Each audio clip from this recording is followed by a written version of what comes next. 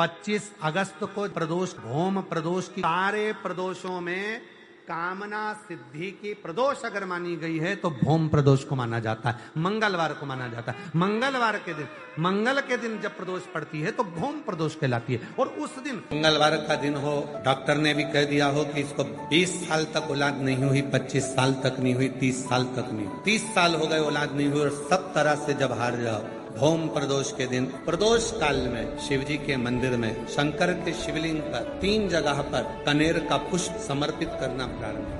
पहला अशोक सुंदरी की जगह पर, दूसरा जहां शिवलिंग रखा हुआ है उस जलाधारी पर, कटी पर, और तीसरा शंकर भगवान के शिवलिंग पर पुष्प कनेर का रखना प्रारंभ कर दो। उसमें से अशोक सुंदरी वाले पुष्प को घर लेकर आना प्रारंभ कर दो। भौम प्रदोष के दिन 4 से 5 भौम प्रदोष करोगे और एक दिन मेरा बाबा तुम्हारा गर्भ ठहरा देगा और बाबा की कृपा से तुम्हारे घर में से। सावन के महीने में प्रदोष का जो दिन आए, 2 प्रदोष, श्रावण के महीने के 2 प्रदोष पड़ेंगे। किसी भी प्रदोष पर एक पीपल के पत्ते पर कनेर का पुष्प अपने घर के अंदर रख लीजिए प्रदोष के एक दिन पहले, और प्रदोष वाले दिन उसको बहते हुए पानी में डाल दीजिए। जिंदगी में जो तुम्हारे यहाँ तकलीफ चल रही है, एक उठ रहा है, एक बैठ रहा है, एक बीमार पड़ रहा है, एक ठीक हो रहा है, फिर बीमार पड़ रहा है, फिर ठीक हो रहा है, ये ठीक हुआ, फिर इसको हो गया, फिर इसको कुछ हो गया, फिर किसी को कुछ हो गया, अर्थात शिव का नाम लेकर। और फिर ही ध्यान देना, इस क्रम को करने के लिए आपको तुम रुकेश्वर महादेव का नाम लेना पड़ेगा। कौन से महादेव का नाम बोलना है? तुम रुकेश्वर महादेव, जिन्होंने भगवान शंकर की विरल भक्ति को धारण करा। कथा कहती है प्रदोष के दिन, प्रदोष काल में शिव जी के नाम का स्मरण प्रत्येक को कर लेना चाहिए। और एक नंदीश्वर शिव महापुराण से एक बात सीख कर जाइएगा। अगर आपको लग रहा है कि दुख समाप्ति नहीं हो रहा है, एक बीमारी से उठे दूसरी बीमारी में लग गए, फिर कोई दुख आ गया, फिर कोई दुख आ गया, फिर कोई तकलीफ आ गई, फिर कोई तकलीफ आ गई, बार बार आपको लग रहा है कि दुख पीछा ही नहीं छोड़ रहा, तो नंदीश्वर शिव महापुराण की कथा आपको कह रही है प्रदोष के दिन, प्रदोष काल में 2 जगह दिए लगाना प्रारंभ कर दो। पहला बेलपत्री के वृक्ष के नीचे,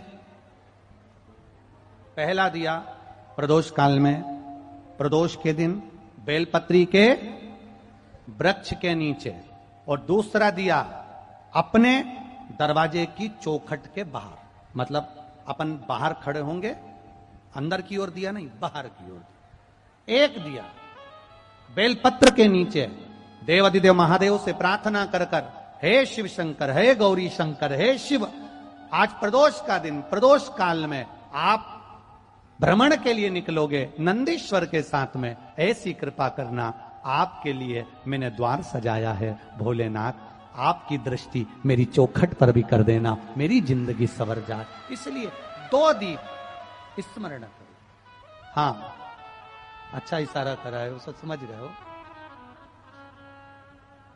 जिस दिए को आप लगाओगे प्रदोष के दिन, प्रदोष काल में, एक दिया बेलपत्री के वृक्ष के नीचे लगाया है, और दूसरा दिया जब आप घर में प्रवेश करोगे तो राइट हैंड पर ही लगाएं। कौन से हैंड पर लगाएं?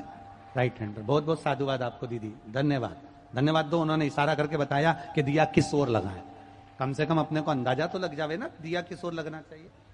साधुवाद था, बहुत बहुत साधुवाद। इसको जागरूक श्रोता कहते हैं, जिनको कथा के प्रति रुचि है और भगवान के भजन के प्रति रुचि है, वो तुरंत भाव से उसको स्वीकार कर ले। तो 2 जगह दीप, पहला कहां पर लगाएंगे? जम के बोलो जरा। बेलपत्री के वृक्ष के नीचे। अब बेलपत्री के वृक्ष को भी समझना, कौन सा वृक्ष होना चाहिए? जो आप खड़े हो, दोनों हाथ ऊपर हो, उस हाथ तक भी उसकी पत्ती को स्पर्श ना हो पाए, मतलब उसकी छाया हमारे पूरे शरीर पर पड़े, तो बेलपत्री के वृक्ष की मूलता का आनंद है। जो छोटे बेलपत्री के वृक्ष होते हैं, छोटे छोटे जो पौधे होते हैं बेलपत्री के, इनको जल डालकर, खाद डालकर सिंचित करो, बड़ा करो, उनको पोषित कर कर, बड़ा कर कर कहीं अच्छी जगह उनको लगाओ, ये नहीं कि छोटी बेलपत्री के पत्ते तोड़ लो या छोटे से पौधे के पत्ते तोड़ लो, वो श्रेष्ठता नहीं है। शिव पुराण कहती है वृक्ष वो होना चाहिए जिसकी छाया हमारे ऊपर आए। बाकी के आपके घर में आप बेलपत्री का पौधा लगाते हो, उसको बड़ा करो, बड़ा करने के बाद उसको कहीं अच्छी जगह पर लगाओ जिससे वो बेलपत्री का पौधा बड़ा हो जाए। बड़ा हो जाएगा, हम हैं नहीं हैं, कम से कम वो पौधा रहेगा, वृक्ष बनेगा। वृक्ष बनेगा तो उसकी पत्तियां टूटकर महादेव पर चढ़ेगी तो हमारा कल्याण अपने आप हो जाएगा। आप उसमें लगाइए, आप वो बेलपत्री के पौधे को बड़ा करिए, उसको लगाओ, वृक्ष हो बड़ा। तो पहला दिया कहां लगाएंगे? बेलपत्री के वृक्ष के नीचे। और दूसरा, अपने घर में प्रवेश करते समय राइट हैंड में बाहर की। शिव तत्व को जानना करो। कौन से दिन? जम जम के बोलो जरा। प्रदोष के दिन। कौन से समय? प्रदोष काल, शाम का जो समय हो, शाम का समय, प्रदोष काल का समय भगवान को दीप प्रज्वलित कर दिया। शिव तत्व कह रहा है। नंदी ने शंकर भगवान से कहा, आपने वचन दिया था मेरे को, आपने मुझे वचन दिया था, आपने मुझे वचन दिया था भोलेनाथ कि प्रदोष के दिन, प्रदोष काल में नंदी तू मुझे जहां ले जाकर खड़ा कर देगा, उसके आसपास में जहां मेरी दृष्टि पड़ेगी, वो जो मांगेगा महादेव उसकी झोली खुशियों से भर देगा। जिस लड़का लड़की का विवाह 30 साल का हो गया, 35 साल की हो गए, लड़का लड़की 40 साल के हो गए, 35 साल के हो गए, उनका अगर विवाह नहीं हुआ है, बहुत रिश्ते आए चले गए, संबंध आए चले गए, या जो बेटा बेटी चाहते हैं कि हम अच्छा पढ़कर एक नौकरी सरकारी प्राप्त कर लें, कोई ऐसा अच्छा जॉब हमारी किस्मत में मिल जाए, उन बेटा बेटियों से निवेदन करूंगा, यदि आप चाहते हो तो एक प्रयास जरूर करो, एक प्रयास अपनी जिंदगी में जरूर करो।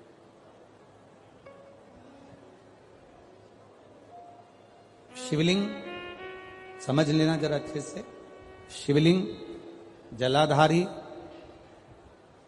गणेश, कार्तिकेय, अशोक सुंदरी, और ये शिवलिंग, और ऊपर भगवान शिव की 5 बेटियां, जया, विषहरा, शामलीवारी, दौतली, देव।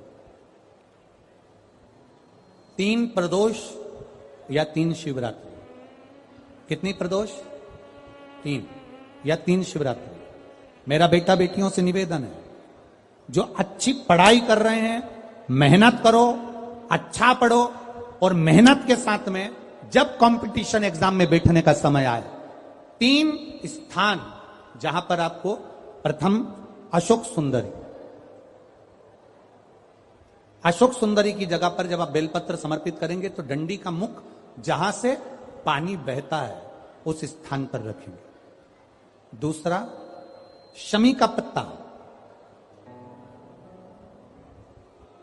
शमी का पत्ता।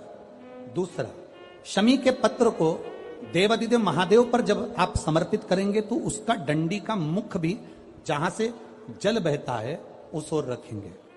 और तीसरे नंबर पर है आंख का पुष्प। एक पुष्प होता है आंख का सफेद, और एक पुष्प होता है हल्का सा नीला। करें दर्शन आप लोगों ने? जम के तो बोलो जरा, करें ना? एक सफेद होता है, एक हल्का सा नीला होता है। सफेद आंख का जो पुष्प होता है वो केवल देवादिदेव महादेव का एक स्वरूप होता है, और हल्का सा जिसमें गुलाबीपन, नीलापन होता है वो शिव, पार्वती, गणेश, कार्तिकेय, अशोक सुंदरी, जया, विषहरा, सामरीवारी, दौतली, देव और शिव जी के जितने गण हैं उन सबका प्रतीक होता है। तो तीसरे नंबर का जो आंख का गुलाबी कलर या हल्का नीला सा जो पुष्प होता है, उस 5 पुष्प का गुच्छ मां जगत जननी का जो स्थान है जलाधारी, जहां अगर आप इधर बैठे हो तो उसकी विपरीत दिशा, इधर बैठे हो तो उसकी विपरीत दिशा, इधर बैठे हो तो उसकी विपरीत दिशा, विपरीत दिशा में उस पुष्प को समर्पित करना है। अच्छी पढ़ाई करो, अच्छी मेहनत करो, और मेहनत के साथ में जब कंपटीशन एग्जाम के लिए जा रहे हो, उस जगह पर सीए की पढ़ाई भी कर रहे हो, चाहे किसी भी पढ़ाई में लगे हो, मेहनत के साथ में बाबा देवादिदेव महादेव को 3 प्रदोष या 3 शिवरात्रि आप दिल से बाबा को समर्पित कर कर, बाबा से प्रार्थना कर कर अशोक सुंदरी पर चढ़ाई हुई बेलपत्र को वापिस लेकर आइए। जिस विद्या स्थल पर आप पढ़ाई करते हो, जिस कमरे में आप रहते हो, वहां उस बेलपत्र को 3 प्रदोष की या 3 शिवरात्रि की बेलपत्र रखिए। जिस समय बाबा आपकी नौकरी लगा दे, ये 3 बेलपत्र एक साथ किसी भी प्रदोष पर शिव जी को समर्पित करिए। ये शिव तत्व है। आप मेहनत करें, खूब मेहनत करें, कंपटीशन एग्जाम के लिए जितनी कोचिंग कर सकते करो, मेहनत करना उतना करो, जितना करते उससे 4 गुना ज्यादा करो, और उसके साथ में देवादिदेव महादेव से प्रार्थना, तेरा ही दिया मैंने खाया पिया है, तेरा शुक्रिया है, तेरा शुक्रिया है। अब जिनका मंगल विवाह नहीं हो रहा, 30 साल हो गए, 35 साल हो गए, 40 साल हो गए, उनके लिए भी वर्णन आता है।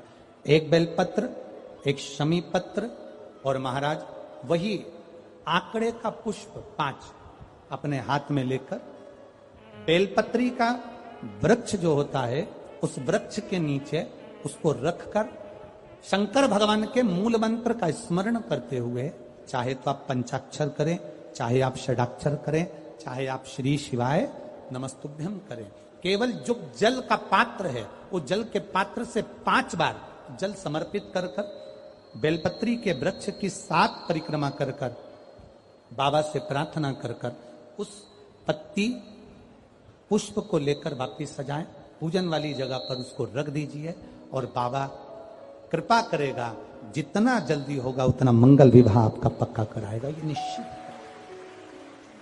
बेलपत्र का पूजन, कहीं दूर जाने की जरूरत नहीं है हमको भगवान को पाने के लिए। तुम्हारे घर के पास में जो शिवालय हो, तुम्हारे घर के पास में जो देवालय हो, हम वहां भगवान की आराधना करें, हम वहां आराधना।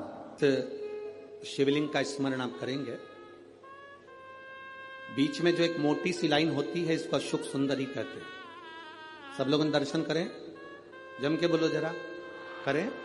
अशोक सुंदरी की जगह जहां पूरी हो जाती है, उसके बीच में शिवलिंग और उसके बीच में थोड़ी सी जगह खाली आती है। करें दर्शन, समझना जरा बहुत अच्छे से। जैसे ये अशोक सुंदरी की जगह है, हम निवेदन करेंगे आस्था चैनल वालों से भी और एलईडी वाले भी, जिन जिनको एलईडी पर आप दर्शन करा रहे हैं वो पूरी तरह से कराएं। गणेश जी का स्थान, षडानंद कार्तिकेय का स्थान, अशोक सुंदरी का स्थान बीच में। अशोक सुंदरी का जो स्थान पूरा हो जाता है, वहां से लेकर शिवलिंग के बीच में खाली जगह आती है। करें दर्शन आप लोगों ने, खाली जगह आती है। उस खाली स्थान की जो महत्वता है, ये जो अशोक सुंदरी से लेकर बीच में जो जगह है, ये भगवान शंकर की जो धर्म पत्नी है माता पार्वती, उनकी जो योगनियां हैं 64 योगनी, उनकी जो शक्ति पीठें हैं, उनकी जो सिद्धता है, उनकी जो सिद्धियां हैं, ये अशोक सुंदरी से शंकर के शिवलिंग के बीच में जो खाली जगह होती है, इस स्थान पर 64 योगनियां, देवियां, अष्ट सिद्धियां, नवनिधियां सब इस स्थान पर रहती है। इसलिए हमारे यहाँ शिव महापुराण की कथा कहती है, पूर्ण पूजन के बाद अगर कोई नारी, कोई पुरुष, कोई बच्चा, कोई बुजुर्ग अपने मन की बात का स्मरण इस जगह पर हाथ को रखकर, जैसे किसी के हृदय पर हाथ रखते हैं तो दिल धड़कता हुआ स्मरण होता है, उसी तरह यहाँ स्पर्श करेंगे, और स्पर्श कर कर जब अपने मन की बात करते हैं तो देवादिदेव महादेव नंदी के साथ आकर प्रदोष के दिन कार्य की सिद्धता पूर्ण करते हैं। उस स्थान की मूलता होती है, वो स्थान समझ में आएगी ना जगह। अरे बोलो तो जम के, नहीं समझ में आई हो तो एक बार फिर वापिस समझ लीजिए, फिर समझोगा। स्थान देखिएगा, अपने को भगवान की कृपा से यहाँ नागपुर में शंकर जी का शिवलिंग कोई ने कागज का बनाकर यहाँ जो भेजा, ये काम बाबा की कृपा से आप लोगों के स्मरण के लिए आया। देखिए जरा, गणेश जी का स्थान, कार्तिकेय जी का स्थान, बीच में ये आ गई अशोक सुंदरी की मोटी सी लाइन।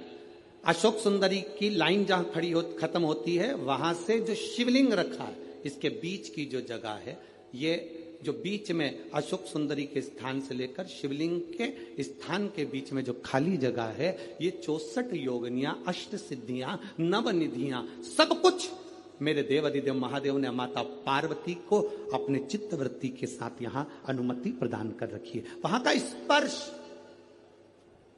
वहां का मात्र स्पर्श और हमारे दिल की बात। शंभो, आप में से कितने लोग हैं जो पार्थिव लिंग का निर्माण करते हैं? काय में बनाते हो? पात्र में। पात्र के अंदर जब शिवलिंग का निर्माण करते हो तो सबसे पहले नीचे एक बेलपत्र रखते हो, एक बेलपत्र। क्यों? कहते हैं जब हमने शिवलिंग बना लिया, पूजन चालू कर दी, पानी डालना प्रारंभ करा, ये तो मिट्टी है, धीरे धीरे पानी चढ़ते चढ़ते गलने लगती है। जब मिट्टी गलने लगती है, शिवलिंग थोड़ा थोड़ा खंडित होने लगता है। मन में आता है कि हमने शिव जी की पूजन करी, शिवलिंग मिट्टी का था, गल रहा है। शहद चढ़ाने से, दूध चढ़ाने से, जल चढ़ाने से, अभिषेक करने से मिट्टी गलने लगी है, शिवलिंग खंडित होने लगा है। शिव महापुराण की कथा कहती है, पार्थिव लिंग को, मिट्टी के शिवलिंग को जब हम बेलपत्र के ऊपर निर्माण करते हैं, पार्थिव शिवलिंग बनाकर पूजन करते हैं, तो वो मिट्टी का शिवलिंग अगर गल भी जाए, टूट भी जाए, पानी में बह भी जाए, तो याद रखना वो कभी खंडित नहीं माना जाता, वो अखंड ही माना जाता। जब तक आपकी पूजन चलेगी तब तक वो अखंड ही माना जाएगा, जब तक उसका विसर्जन नहीं होगा। उसकी विसर्जन नहीं होगा तब तक वो अखंड कहलाए। शिव तत्व कह रहा है, भगवान शंकर का पावन चरित्र कह रहा है। एकांबरेश्वर महादेव कांचीपुरम में, तमिलनाडु में, भारत की भूमि पर दुनिया के सबसे विशाल मंदिरों में, जो विशाल मंदिरों की गणना होती है, उन विशाल मंदिरों में सबसे बड़े मंदिर की गणना में कांचीपुरम का, ये तमिलनाडु का मंदिर एकांबरेश्वर महादेव का आता है। एकांबरेश्वर, जहां पर पाषाण का शिवलिंग नहीं है, जहां पत्थर का शिवलिंग नहीं है, जहां सोना और चांदी का शिवलिंग नहीं है, जहां हीरे पन्ने का शिवलिंग नहीं है, जहां पर मिट्टी का पार्थिव शिवलिंग की पूजन होती है। अब जरा विचार करिएगा, गुरुजी क्या बात कर रहे हो? ये पार्थिव शिवलिंग, मिट्टी का शिवलिंग जहां एकांबरेश्वर महादेव के मंदिर में पूजा जाता है, वहां क्या वो शिवलिंग मिट्टी का फटा नहीं होगा? क्या उसमें दरार नहीं पड़ी होगी? क्या वो मिट्टी का शिवलिंग बेकार नहीं हुआ होगा? हम जब पार्थिव शिवलिंग का निर्माण करते हैं तब उस समय उसमें हम बहुत से पदार्थ डाल देते हैं। आप कुछ डालें ना डालें, दो चीजें मिट्टी के अंदर अवश्य डालें, एक मक्खन या दूध या गाय का, जम के बोलो, घी, और दूसरा भस्म। ये दो चीजें क्यों डालना चाहिए? कि शिवलिंग अच्छा बनेगा, शिवलिंग पक्का रहेगा, दरार नहीं पड़ेगी, उसके लिए डालना चाहिए क्या? ना ना ना। पार्थिव शिवलिंग का निर्माण करने वाले दो चीजों का स्मरण अवश्य रखें। पहला, मिट्टी के अंदर जब हम मक्खन, दूध या गाय का घी डालकर शिवलिंग का निर्माण करते हैं, जिसके घर में वंश नहीं बढ़ता, 20 साल, 25 साल, 15 साल, 12 साल हो गए हों, और जिसके घर में बच्चा ना हुआ हो, हम उनसे भी निवेदन करेंगे कि प्रत्येक प्रदोष, प्रत्येक शिवरात्रि, हर महीने प्रदोष आती है, हर महीने शिवरात्रि आती है, प्रत्येक शिवरात्रि, प्रत्येक प्रदोष को आप मिट्टी के अंदर मक्खन या गाय का दूध या गाय का घी, देसी गाय का मिलाकर शिवलिंग बनाकर उसकी पूजन करना प्रारंभ करें। 1 साल पूरा नहीं होगा, भले 20 साल हो गए होंगे, पर आपका गर्भ जरूर फेरेगा, ये निश्चित है। भले 20 साल हो गए, 22 साल हो गए, 25 साल हो गए, डॉक्टर ने मना कर दिया, नहीं होगा, फिर भी आप बाबा पर भरोसा, बोल बम का नारा है, बाबा है। आप विश्वास के साथ शिव की आराधना करिए। गाय, देसी गौ माता का दूध, मक्खन, घी, ये हमारे मिट्टी के अंदर मिलाकर जब हम शिवलिंग का निर्माण करते हैं तो हमारा वंश बढ़ता। दूसरा, भस्म।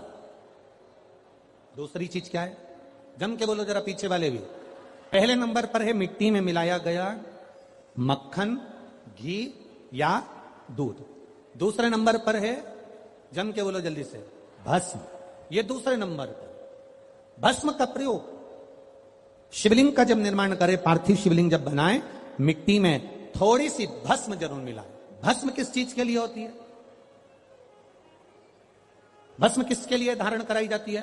तो महाराज शिव महापुराण की कथा कहती है, जब शरीर में कोई बड़ी बीमारी आने वाली होती है, आप एक साधारण सा प्रयोग कर देखिएगा अपने जीवन में। एक साधारण सा प्रयोग, जब आपको लगे कि डॉक्टर ने बोला है कि कोई बड़ी बीमारी का चांस बन रहा है, कोई बड़ी बीमारी होने वाली है, आप थोड़े दिन तक देवादिदेव महादेव का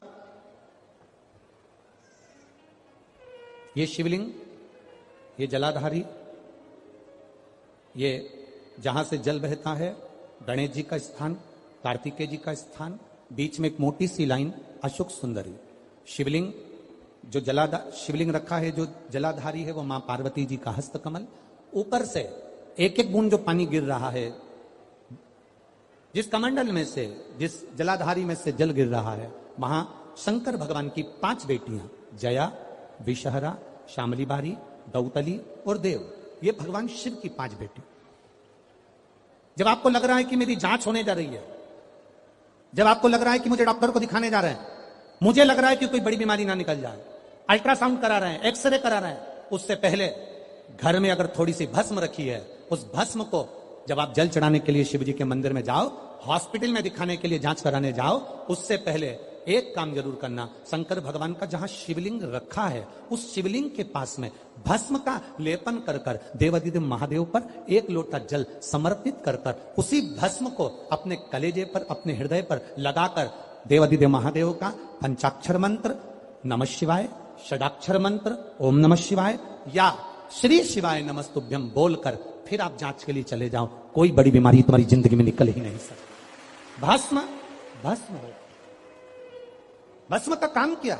हमारे रोग को, हमारी बीमारी को, हमारे आने वाले जो रोग हैं, जो बीमारी है, जो तकलीफ है, उसको समाप्त करती है भस्म का प्रयोग।